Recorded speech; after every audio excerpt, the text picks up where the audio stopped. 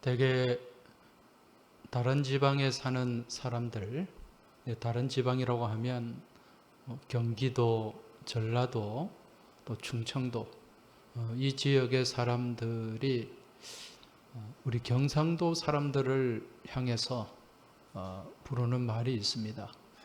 경상도 그러면 뭐라고 부르죠? 보리문디라 그러죠. 보리문둥이.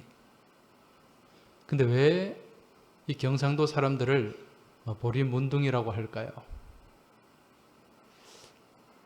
여기에는 여러 가지 설이 있는데요. 그 중에 하나는 이 경상도 지방에 옛날부터 한센병 환자들, 한센병은 문둥병을 얘기하는 거지 않습니까? 한센병을 앓는 환자들이 많아서 보리문둥이다 그렇게 불렀다고 얘기를 합니다. 근데 가만히 생각을 해보면은요, 그게 맞는 말은 아닌 것 같아요. 왜냐하면 옛날부터 지금도 이 경상도가 전국적으로 면적이 넓고 인구가 많은 지방입니다. 옛날 조선시대도 마찬가지였고, 그래서 상대적으로 경상도에 인구가 많아요. 인구가 많다 보니까 자연적으로 또 나병을 앓는 그런 환자들도 많을 수밖에 없잖아요.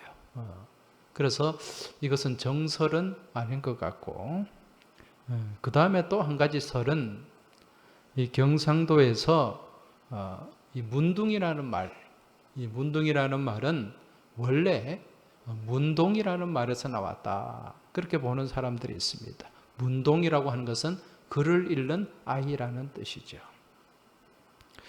옛날부터 이 경상도는 학문이 아주 융성한 지역이었지 않습니까? 조선시대에도 이 영남학파, 살인파 그러면 알아주는 학맥이에요. 그래서 상대적으로 교육열도 굉장히 높았고, 또 그래서 어릴 때부터 아이들 글 공부를 많이 시켰습니다. 그래서 이 글을 잘 읽고 열심히 있는 아이들을 칭찬을 해 주었는데, 그렇게 이제 아이들을 칭찬할 때 아이고 우리 문동이 문동이 그랬는데 이게 문동이가 되었다는 그런 말입니다.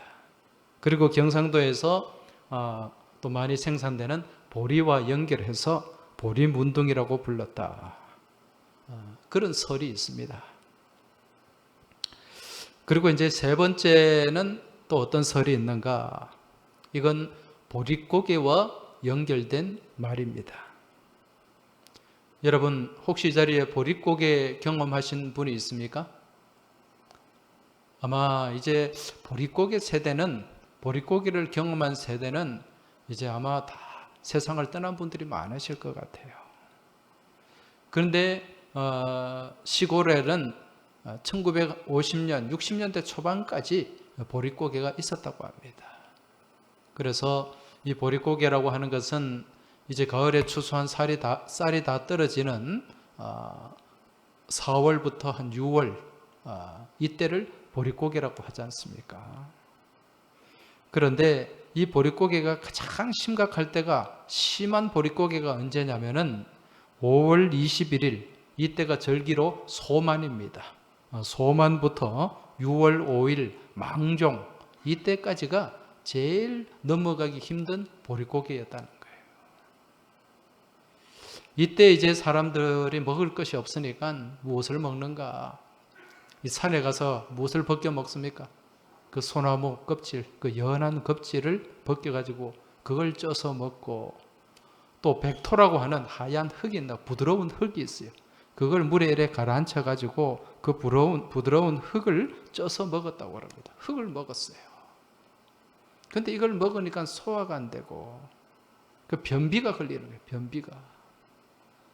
그래서 이 배변 활동이 제대로 되지 않으니까 얼마나 힘들었겠어요. 그래서 옛말에 그런 말이 있잖아요. 찢어지게 가난하다. 찢어지게 가난하다는 말 있죠. 이게 무엇의 줄임말입니까? 거기가 찢어지게 가난하다는 거예요. 배변 활동이 안 돼가지고 나무 껍질 먹고 흙 먹고 막 그래가지고, 그래서 사람들이 이것들만 계속 먹을 수 없기 때문에 들판에 가보면 보리가 있어요. 근데 보리가 아직 덜 익었습니까? 덜 익었어요. 근데 그 덜 익은 보리를 걷어와가지고 이제 디딜방아에 찢는 거예요. 찌우면 뭐가 나옵니까? 아직 덜 익었기 때문에 하얀 그 보리의 가루가 아닌 그 뭡니까? 그 뜨물 같은 거, 흰 뜨물 같은 게 그게 나오잖아요. 그것만 먹을 수 없으니까 그 연한 보리 껍질까지 같이 찧어가지고 그렇게 해서 그걸 죽을 끓여서 먹는 거예요. 그런데 그 보리 껍질을 좀 연하게 만들어야 되잖아요. 그래서 계속 찧어도 이게 연하게 되질 않아요. 그 찧은 보리 껍질을 뭐라고 얘기하냐면은 보리문디라고 그렇게 불렀다고 그래요. 보리문디. 그 보리문디를 이제 그 뜨물하고 같이 이제 퍼 담아가지고 그래서 죽을 끓여서 그렇게 먹고 보리고개를 넘어갔던 거죠. 근데 이 보리 껍질을 아무리 찧어도 이게 잘 부드러워지지 않고 바뀌지 않아요. 그래서 다른 지방 사람들은 이 경상도 사람들이 고집도 세고 보수적이고 잘 바뀌지 않고 그런 어떤 의미를 담아가지고 저 꽃 보리문디 같다. 보리문디 같다. 그렇게 불러가지고 경상도 사람이 보리문둥이다. 보리문디가 됐다. 그런 설이 있습니다. 이 세 가지 중에 여러분 마음에 드는 거 하나 선택하시기 바랍니다. 그리고 그렇게 알면 돼요. 지금 제가 말씀드린 이 보리문디라는 말에는 과거 우리 조상들의 슬프고도 아주 고단했던 그런 삶의 모습이 담겨 있음을 알 수가 있습니다. 근데 지금은 어떻습니까? 그런 과거의 아픔들을 지금 까맣게 잊어버리고 있어요. 지금 우리가 얼마나 풍요롭고 풍족한지 모릅니다. 근데 이렇게 내가 누리는 풍요가 지극히 당연한 것으로 그렇게 생각하고 여기며 살아가고 있다는 거죠. 여러분, 사람이 살면서 가장 큰 서름이 뭐라고 얘기합니까? 배고픈 서름이라고 하죠. 근데 요즘 젊은 사람들은 이 배고픔의 서름을 몰라요.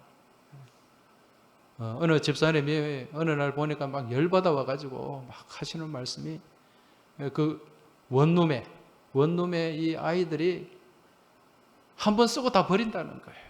뭐 운동화도 옛날에는 빨아서 쓰고 막 그렇게 했잖아요. 한 번 사가지고 한 몇 개월 신고 더러워지면 그냥 다 버리는 거예요. 모든 게 일회용품이에요. 그러니까 너무 풍요로우니까 이게 뭐가 귀한지도 모르고 또 얼마나 소중한지도 모르고 그렇게 막 쓰면서 지금 우리가 이렇게 살아가고 있는 거죠. 그렇다 보니까 뭐가 없습니까? 감사가 없어요. 감사가. 옛날에 이 보릿고개 넘을 때 그렇게 배가 골아가면서 자식들이 굶어 죽는 그런 모습들을 보면서 이 보리 타작을 할 때 그 마음이 어떻겠습니까, 여러분? 그 농부들의 마음. 야, 이 보리 타작 이것만 이제 수확해가지고 가져가면 배고른 내 자식들 먹일 수 있고 내 가족들 먹일 수 있고 우리가 다 살 수 있겠구나. 그런 마음으로 보리 타작을 했단 말입니다. 그러니까 얼마나 기뻤겠어요. 얼마나 감사했겠어요. 그래서 그때 나온 노래가 뭐라고요?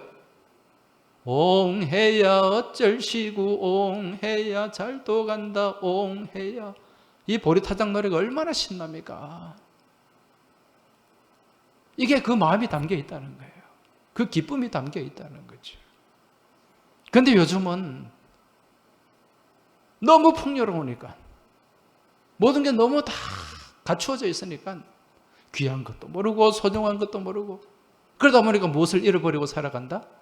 감사를 잃어버리고 살아가고 있다는 것입니다.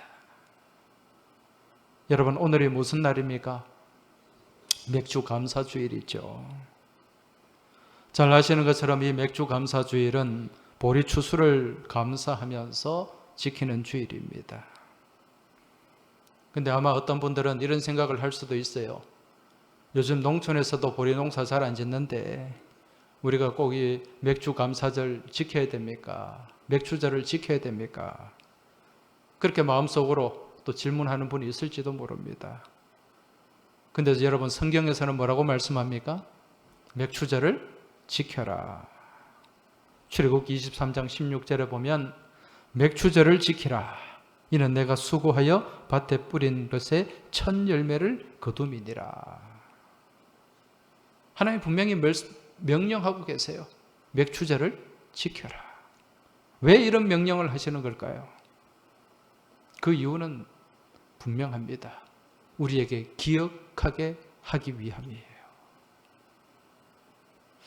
과거 하나님께서는 이스라엘 백성들이 출애굽을 해서 또 광야를 지나고 가나안 땅으로 들어가는 동안 이들을 해방시키시고 이들을 인도하시고 이들과 함께 동행하신 하나님의 은혜를 기억할 것을 말씀하셨어요. 그 기억을 강조하는 말씀이 신명기 말씀이잖아요. 그리고 그 은혜를 기억하게 하기 위해서 무엇을 지키게 하셨는가? 절기를 지키게 하셨단 말입니다. 그 절기가 무슨 절기입니까?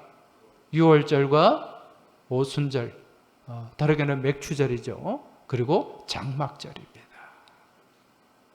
먼저 유월절은요, 이스라엘의 민족을 해방하신 하나님을 기억하게 함이에요.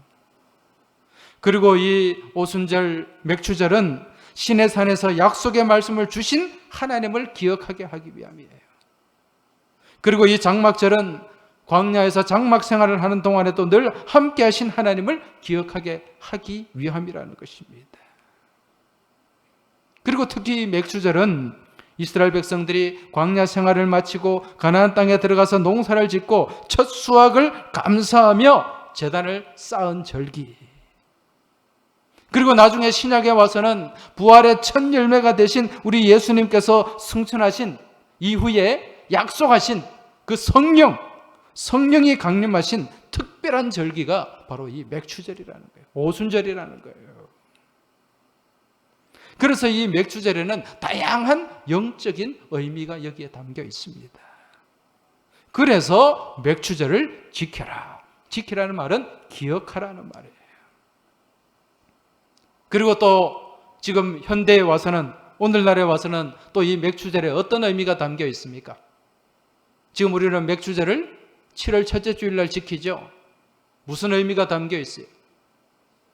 한 해의 절반을 돌아보면서 1월부터 6월까지 절반을 돌아보면서 그동안 함께 하신 하나님의 그 은혜와 사랑에 감사하는 마음을 가질 것을 요청하는 그 뜻이 이 맥추절에 담겨 있다는 것입니다.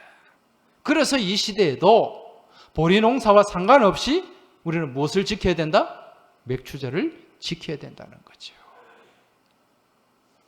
특히 지금 금년 2020년은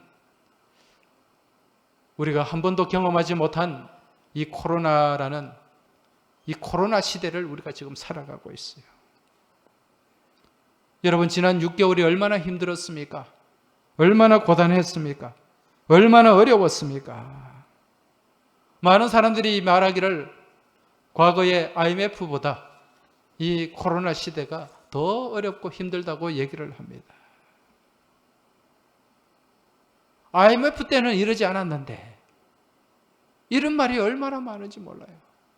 특히 이 소상공인들 얘기를 들어보면 얼마나 지금 현실이 힘든지 모릅니다.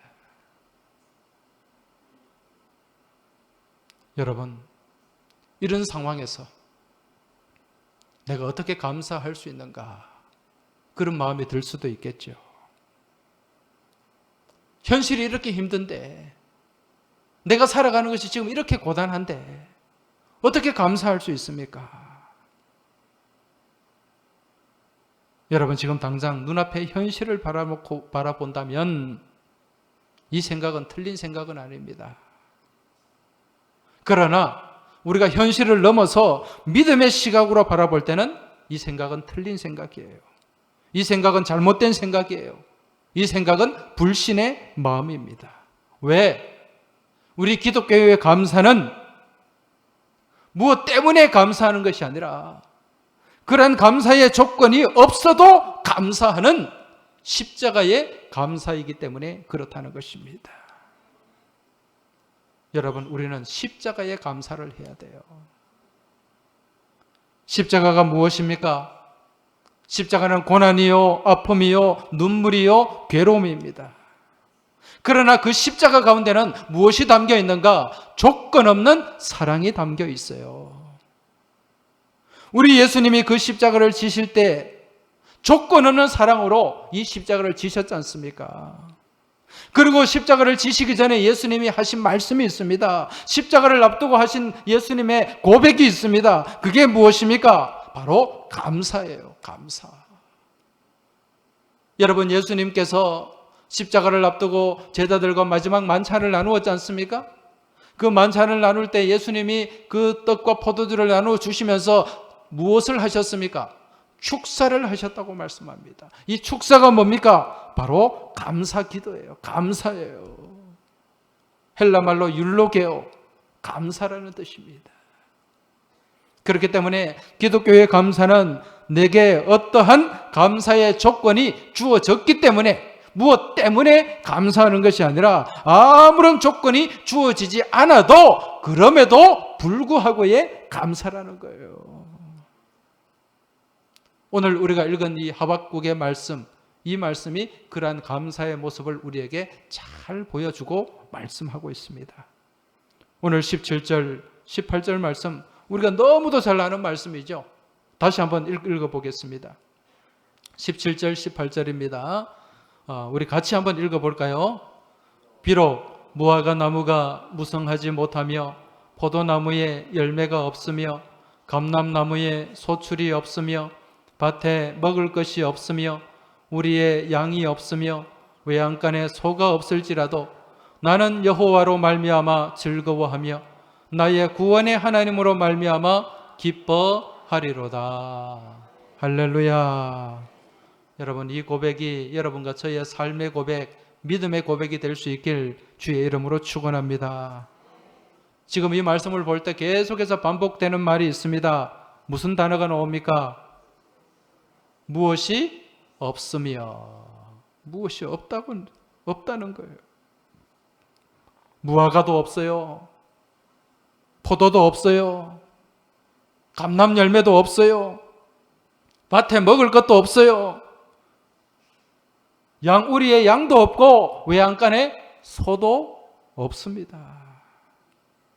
여러분, 무화과, 포도나무, 감람나무, 밭의 소출, 양과 소, 이건 이스라엘 이스라엘 백성들의 삶, 이스라엘 사회에서 꼭 있어야만 하고 반드시 필요한 것들입니다. 그런데 지금 이러한 것들이 하나도 없어요. 이러한 상황을 두고 어떤 상황이라고 얘기할 수 있습니까? 암울한 상황, 더 나아가서는 절망적인 상황이라고 얘기할 수가 있습니다. 여러분, 이 말씀을 오늘 우리 상황에 적용하면 어떻게 될까요? 제가 좀 바꿔서 좀 변형을 해봤는데요.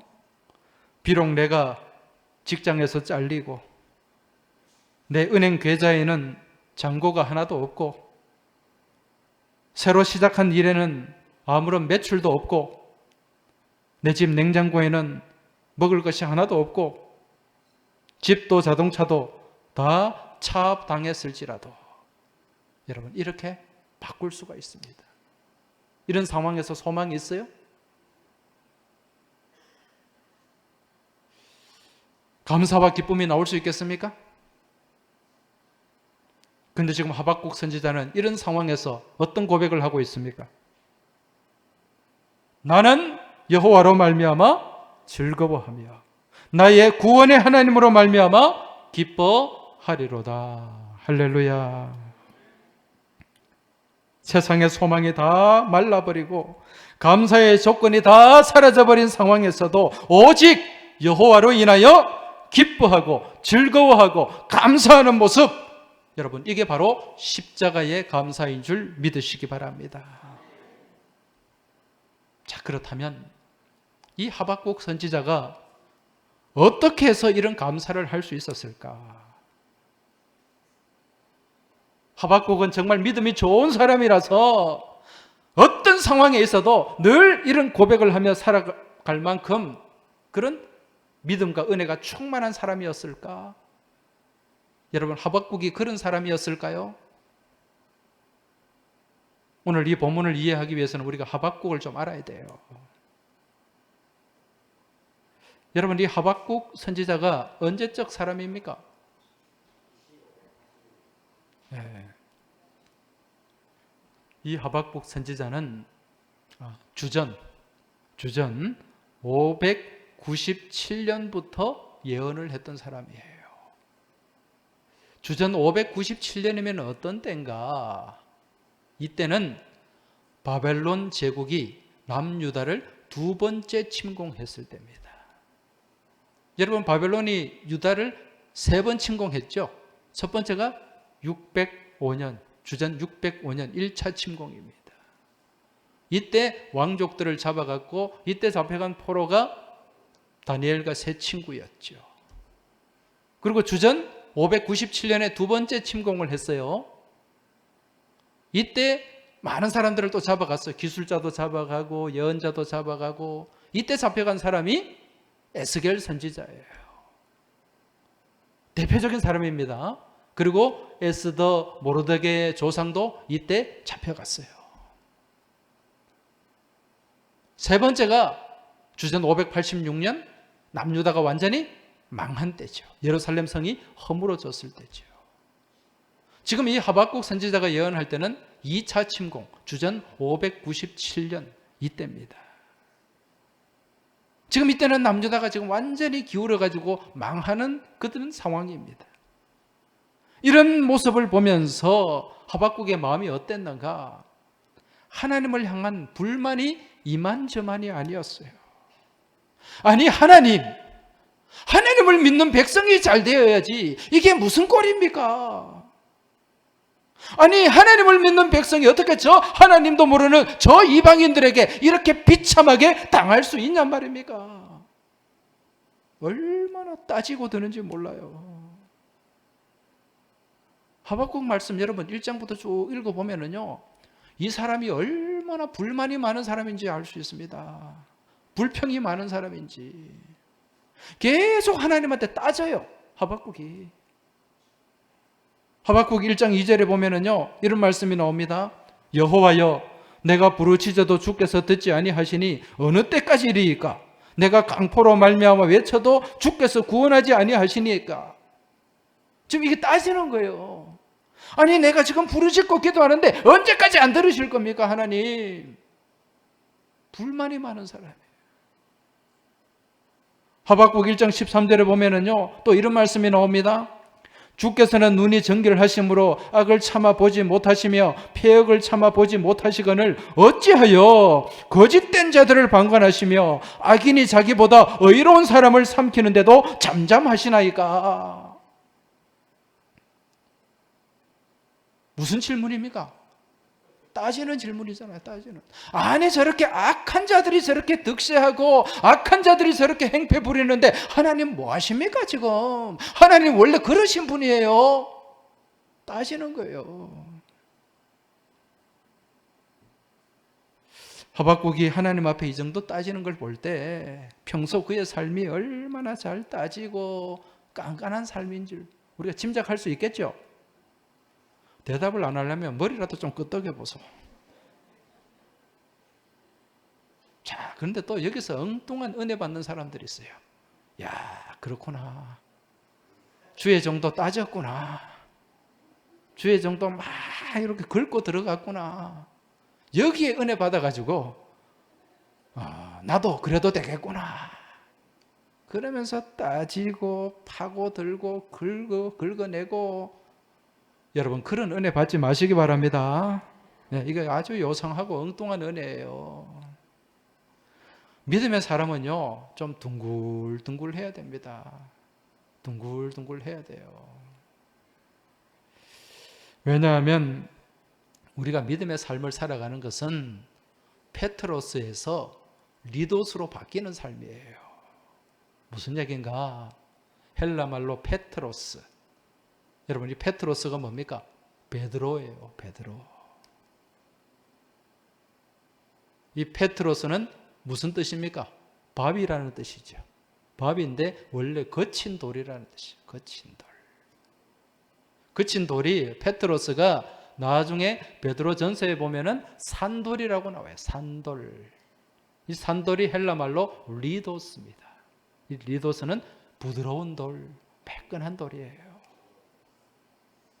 나중에 베드로 사도가요, 이 페트로에서 나중에 무슨 고백을 하느냐? 베드로전서는 누가 썼어요?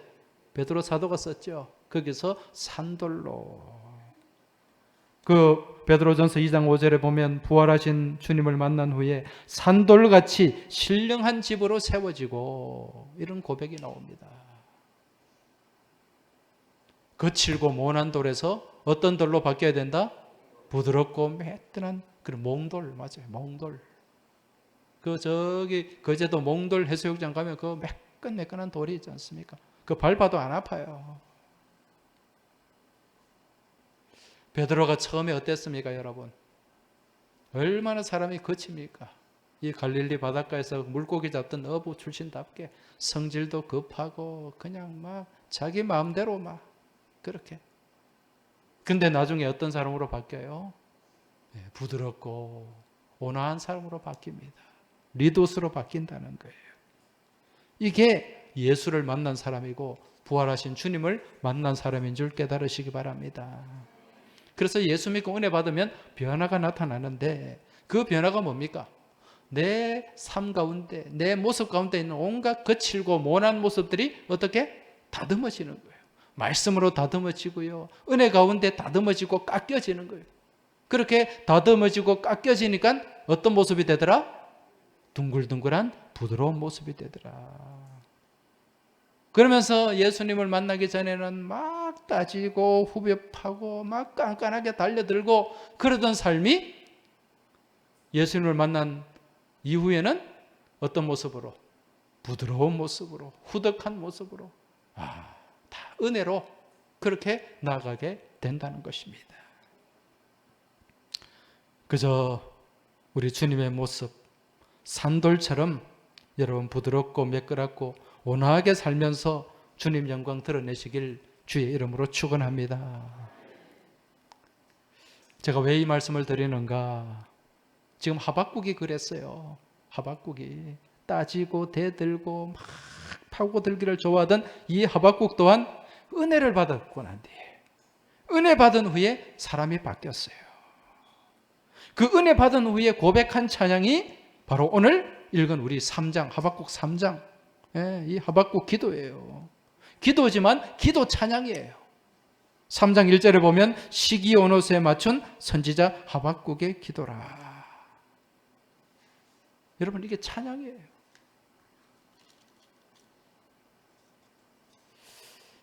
지금 하박국이 어떻게 이렇게 바뀌게 되었는가?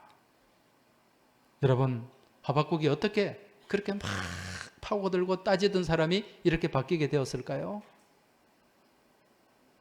무엇의 은혜를 받았기 때문에? 말씀의 은혜를 받았기 때문에. 막 하박국이 따지고 파고들다가 하나님이 한 말씀 하셨어요. 그 말씀이 뭔가? 하박국 2장 4절의 말씀입니다. 우리가 너무도 잘 아는 말씀이에요. 하박국 2장 4절. 보라, 그의 마음은 교만하여 그 속에서 정직하지 못하나 의인은 그의 믿음으로 말미암아 살리라. 할렐루야. 의인은 무엇으로 산다고요? 믿음으로 산다. 행위로 사는 것이 아니에요. 지금 하박국은요, 악한 자들이 막 잘 되는 것 같고 악한 자들이 득시하는 것 같고 하나님 잘 믿는 사람이 막 지금 고난을 당하는 그런 모습을 보면서 지금 하나님한테 막 따지고 들었거든요. 그런데 하나님 말씀은 사람이 그런 어떤 행위로, 겉모습으로 하나님께 인정받는 것이 아니라 무엇으로 인정받는다? 믿음으로 인정받게 된다. 믿음으로 살게 되고 더 나아가서 그 믿음으로 최후 승리를 얻게 된다는 거죠. 여러분, 이 말씀으로 또 은혜 받은 사람이 있습니다. 그가 누굽니까? 신약에 사도 바울. 바울도 어떤 사람이었어요? 따지기를 좋아하고 막 그냥 자기 의에 사로잡혀가지고 예수 믿는 사람들 핍박하고 그렇게 돌아다니는 사람 아닙니까? 그런 바울이 예수님을 만나고 은혜 받은 말씀이 무슨 말씀입니까? 바로 이 말씀이에요. 그래서 로마서 1장 16절 17절에 보면 의인은 무엇으로 살리라? 오직 믿음으로 살리라. 할렐루야. 이 말씀의 은혜를 받고요, 변화가 일어난 거죠. 여러분, 말씀에는 능력이 있는 줄 믿으시기 바랍니다. 말씀에는 권세가 있는 줄 믿으시기 바랍니다. 사람이 말씀의 은혜를 받으면요, 바뀌게 되어 있어요. 변화가 일어나게 되어 있습니다. 부정이 긍정으로 가게 되어 있습니다. 불신이 믿음으로 가게 되어 있다는 거죠. 무엇의 은혜를 받았을 때? 말씀의 은혜를 받았을 때. 왜? 하나님 말씀은 능력이 있어요. 하나님 말씀은 권세가 있어요. 하나님의 말씀은 우리의 심령과 골수를 찔러 쪼개는 능력이 있다는 것입니다. 그게 바로 변화의 능력입니다. 하박국이요, 이런 말씀의 은혜를 받고 확신을 가지고 나갈 때 이제 하나님께서 공급하시는 힘을 공급받을 수가 있었습니다. 그 힘을 가지고, 그 은혜를 가지고 이제 하나님의 말씀을 증거하고 선포하는 하나님의 능력의 종이 될 수 있었다는 거죠. 그 고백이 오늘 마지막 절 19절의 말씀입니다. 주 여호와는 나의 힘이시라. 나의 발을 사슴과 같게 하사 나를 나의 높은 곳으로 다니게 하시리로다. 할렐루야. 주 여호와는 나의 무엇이라고요? 힘이시다. 하나님이 내게 힘을 주시니까요, 그 힘을 가지고 사슴처럼 뛰어다니면서 힘있게 말씀을 증거하고 하나님 영광 드러내는 복된 삶을 살아갈 수 있게 되었다는 것입니다. 이 모든 어려움과 환난을 극복할 수 있는 믿음의 눈, 긍정의 마인드로 대할 수 있게 된다는 거죠. 그런 은혜가 있으니까 지금 현실은 암울해도, 지금 현실은 답답해도, 지금 현실은 절망적이어도 어떤 고백을 쏟아냅니까?